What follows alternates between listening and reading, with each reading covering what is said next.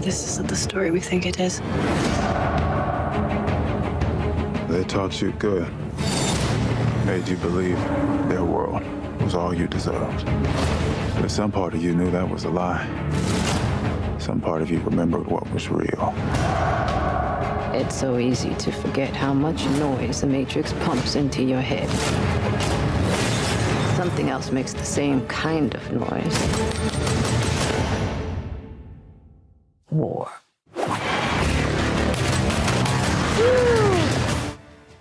So exciting. That was a scene from The Matrix Resurrections, which sees both Keanu Reeves and Carrie-Anne return to their iconic roles in the film franchise. And with more on this and some other new movie reviews, we're joined by film critic Richard Crouse. Richard, do you know how much I love Keanu Reeves? And reboots are all the rage right now, it seems, with all these franchises.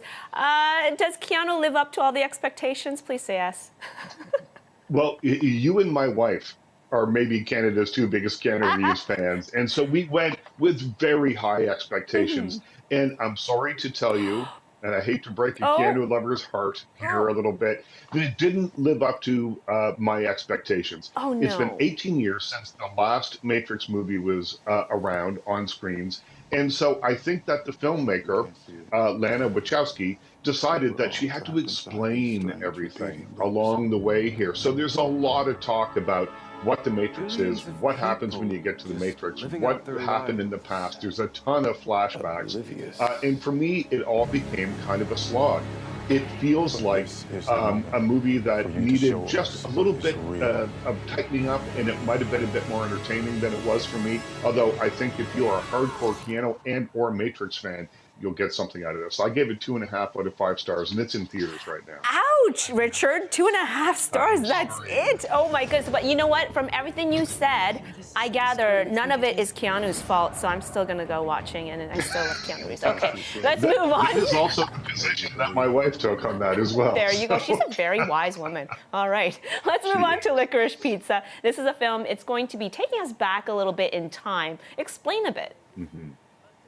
It takes us back to mid-1970s. That's where the story begins anyway, in Los Angeles. It's directed by Paul Thomas Anderson, who grew up in the San Fernando Valley.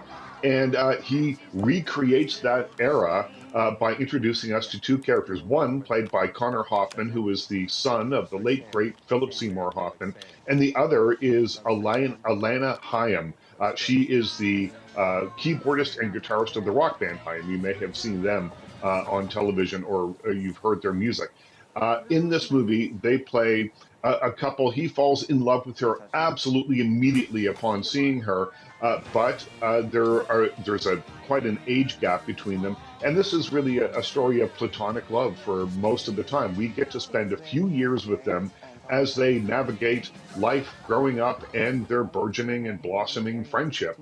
And it's a really lovely movie that kind of feels to me like you're reading a diary. You know, not every scene makes complete sense when you put it up against the scene directly before it, but it doesn't matter because it's all evocative of a time and a place. I gave Licorice Pizza, now playing in theaters, 4 out of 5 stars. Oh wow, 4 stars, okay. Quite a review there. Okay, let's move on to Denzel Washington starring in The Tragedy of Macbeth.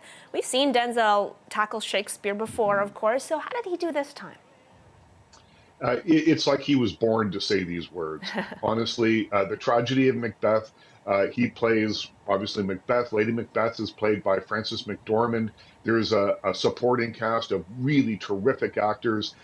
And what you have is a slightly shortened version of the play. It's one of Shakespeare's shortest plays anyway, but I think this clocks in around 90 minutes. And a lot of people have asked me, you know, will I understand it? I have trouble understanding the language in Shakespearean plays. Will I understand this? And what I will tell you is even if you don't understand the line readings word for word and understand exactly what they're saying, you'll get the emotion of the piece because you have these incredible actors saying these incredible words.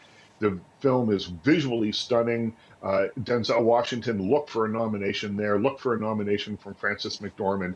This is in theaters now. It'll be on Apple TV Plus on January 14th, and I give it 4 out of 5 stars. It's very good. Wow, okay, and only 20 seconds left here, Richard, but Sing 2, is this one going to be fun for the whole family? fun for the whole family. Parents will know every song that is in this, and there's a lot of songs. The kids will love the animation. I wish the story was a bit stronger. This kind of felt like a K-Tel record with pictures rather than a movie to me, but I think the family over the holidays will enjoy. All right, Richard Crouse, as always, great to see you. Thank you for your reviews and your insights, and I'll take them to heart except for the Matrix one. Take care. Thanks, Lois. Bye now. Bye-bye.